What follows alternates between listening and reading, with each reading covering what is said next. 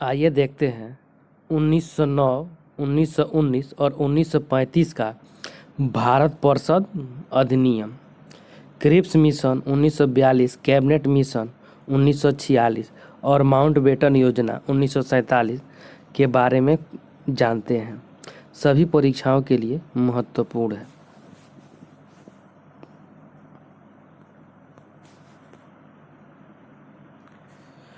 उन्नीस सौ नौ का भारत परिषद अधिनियम। इस अधिनियम के पारित होने के समय भारत का वायसराय लॉर्ड मिंटो थे तथा भारत का राज्य सचिव लॉर्ड मार्ले थे। अंततः इस अधिनियम को मार्ले मिंटो सुधार के नाम से भी जाना जाता है। नेक्स्ट पॉइंट, 1909 के भारत परिषद अधिनियम के द्वारा भारत में पहली बार मुसलमानों के लिए पृथक निर्वाचन क्षेत्र की व्यवस्था किया गया। इस तरह भारत में पहली बार सांप्रदायिकता की बीज पर मुहर इसी अधिनियम को माना जाता है। नेक्स्ट पॉइंट, इस अधिनियम के द्वारा पहली बार किसी भारतीय को वायसराय की कार्य परिषद में सदस्य के रूप में शामिल किया गया और इसे पद पर नियुक्त पहले भारतीय सत्येंद्र प्रसाद सिन्हा थे। नेक्स्ट पॉइंट, इस अधिनियम के द्वारा पहली बार बजट पर वाद विवाद करने का भी अधिकार दिया गया। साथ ही सार्वजनिक हितों के विषय पर प्रश्न पूछने का भी अधिकार दिया गया। नेक्स्ट पॉइंट, 1919 का भारत परिषद अधिनियम। इस अधिनियम के पारित होने के समय भारत का गवर्नर व या वायसराय लॉर्ड चेम्सफोर्ड थे, जबकि भारत सचिव मॉन्टेग्यू थे। अंततः इस अधिनियम को मॉन्टेग्यू चेम्सफोर्ड सुधार के नाम से भी जाना जाता है। इस अधिनियम के द्वारा प्रांतों में द्वैत शासन प्रणाली को लागू किया गया। साथ ही पहली बार भारत में द्विसदनात्मक व्यवस्था एवं प्रत्यक्ष निर्वाचन प्रणाली को मान्यता दिया गया। नेक्स्ट पॉइंट, इस अधिनियम के द्वारा सांप्रदायिकता को और बढ़ाने के लिए सिख, ईसाई, एंग्लो इंडियन या यूरोपियन के लिए भी पृथक निर्वाचन क्षेत्र को मान्यता दिया गया है।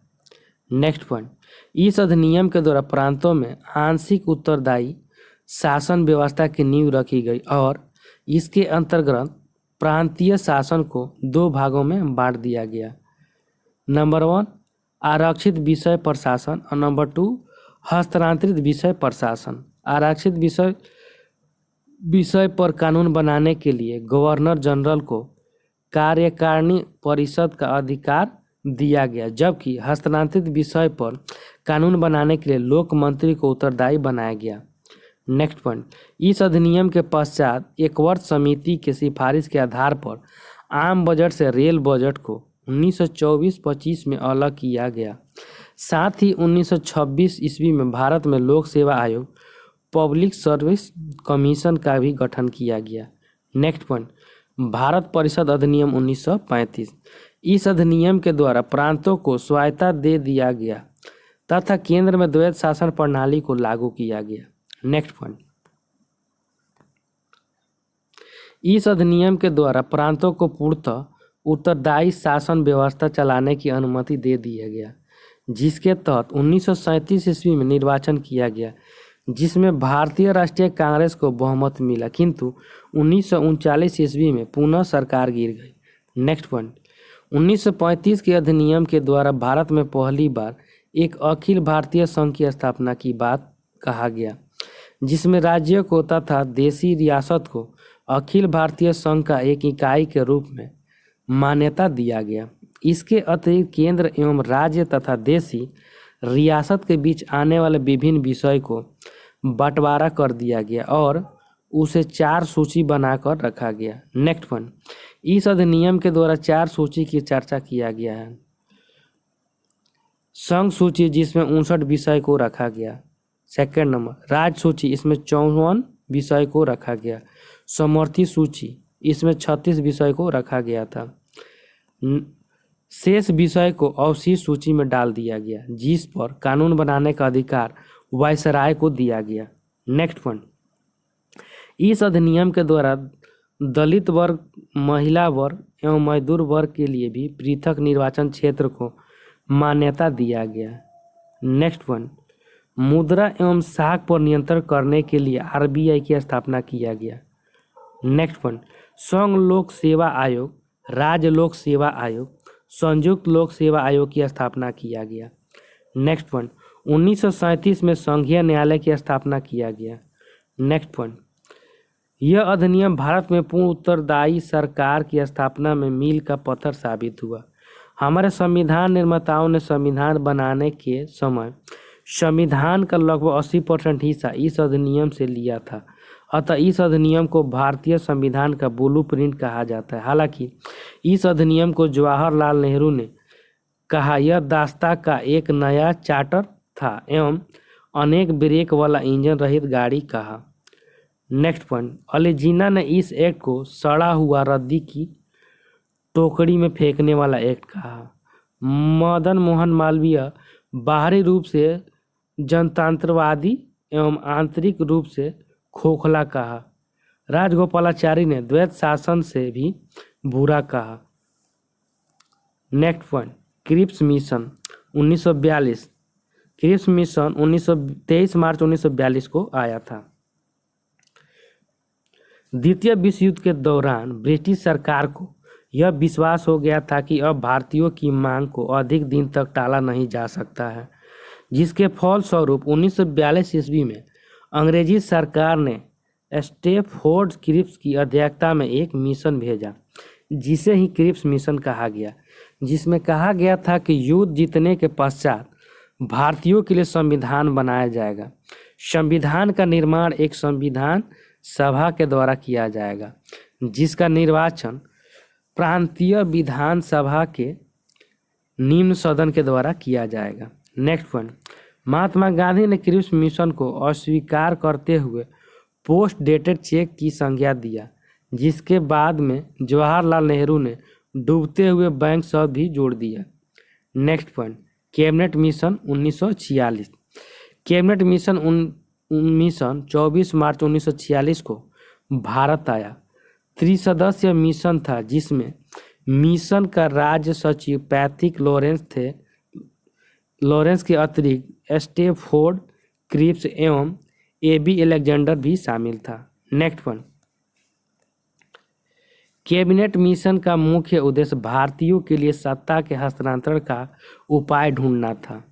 नेक्स्ट पॉइंट, प्रारंभ में कैबिनेट मिशन योजना को सभी राजनीतिक दल ने स्वीकार कर लिया, किंतु पाकिस्तान का स्पष्ट उल्लेख नहीं होने के कारण मुस्लिम लीग ने इसे अस्वीकार कर दिया।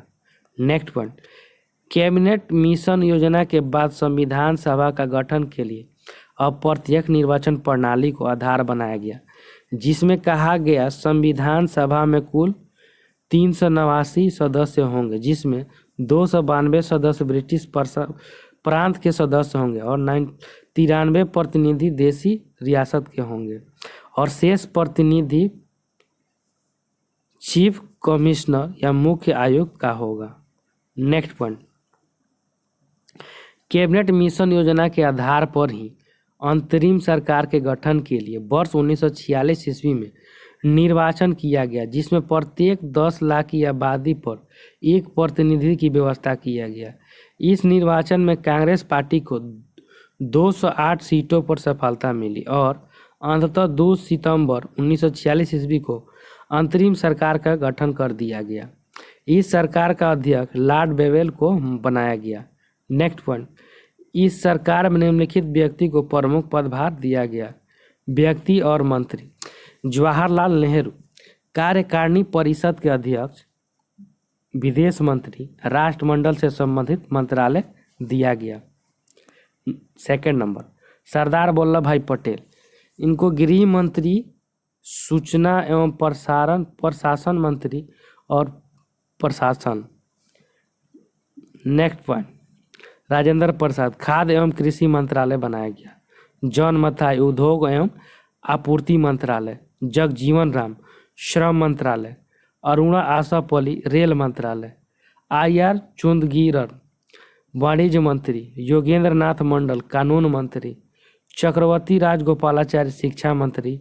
होमी जहांगीर भाभा ऊर्जा मंत्री, खनिज एवं उत्खनन मंत्री। लियाकत अली वित्त मंत्री। अब्दुल रब निस्तार संचार मंत्री। बलदेव सिंह रक्षा मंत्री। गजनफर अली खां स्वास्थ्य मंत्री। नोट: लियाकत अली खां एवं अब्दुल रब निस्तार को मुस्लिम लीग से संबंधित थे। अपने पद से त्यागपत्र देने के कारण यह दोनों मंत्रालय अंततः में जवाहरलाल नेहरू के अधीन ही हो गया।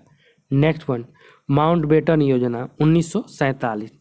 कैबिनेट मिशन योजना के बाद भारत में जबरदस्त सांप्रदायिक दंगा हुआ, साथ ही भारत की आर्थिक स्थिति काफ़ी कमज़ोर हो गई।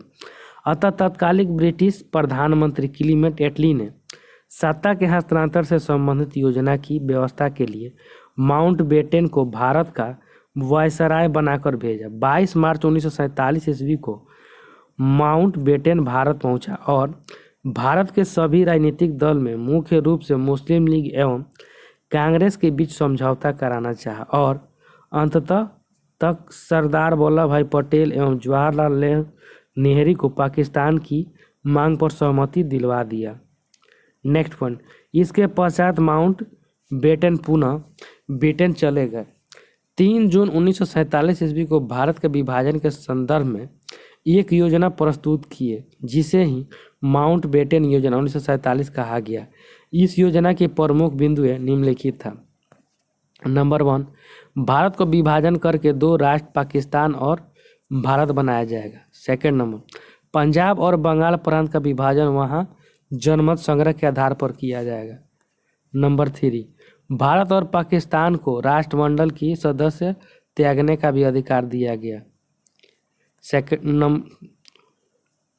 इस योजना को कांग्रेस और मुस्लिम लीग ने स्वीकार कर लिया और अंत में 4 जुलाई 1947 ईस्वी को भारतीय स्वतंत्रता अधिनियम ब्रिटिश संसद में प्रस्तुत किया गया, जिसे ब्रिटिश संसद ने 18 जुलाई 1947 ईस्वी को स्वीकार कर लिया और 14 अगस्त की मध्य रात्रि को भारत विभाजन करते हुए 15 अगस्त 1947 ईस्वी को भारत को आज़ादी दे दिया गया।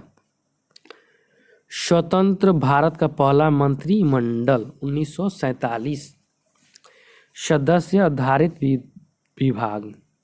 जवाहरलाल नेहरू प्रधानमंत्री, राष्ट्रमंडल तथा विदेशी मामले और वैज्ञानिक शोध। सेकंड नंबर, सरदार वल्लभ भाई पटेल गृह मंत्री, सूचना एवं प्रसारण राज्यों के मामले। Third number, doctor Rajendra Prasad खाद्य एवं कृषि मंत्री। फोर्थ नंबर, मौलाना अबुल कलाम आज़ाद शिक्षा मंत्री थे। डॉक्टर जॉन मथाई रेलवे एवं परिवहन मंत्री। आर.के. शोड़मुगन सेठी वित्त मंत्री थे। Doctor B R. अम्बेडकर विधि मंत्री थे। जगजीवन राम श्रम मंत्री थे। सरदार बलदेव सिंह रक्षा मंत्री।